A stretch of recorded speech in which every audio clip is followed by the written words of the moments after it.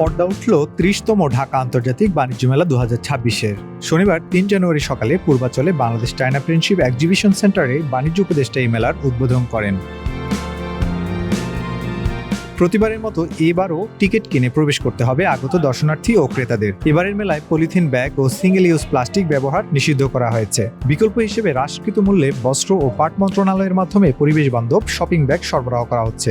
মেলার layout plan অনুযায়ী বিভিন্ন ক্যাটাগরি ৩২৪টি প্যাভিলিয়ন স্টল বরাদ্দ দেওয়া হয়েছে। এছাড়া রেস্টুরেন্ট, দেশীয় উৎপাদক রপ্তানিকারক প্রতিষ্ঠান, সাধারণ ব্যবসায়ী প্রতিষ্ঠান এবং বিদেশি প্রতিষ্ঠানগুলোকেও স্টল বরাদ্দ দেওয়া হয়েছে।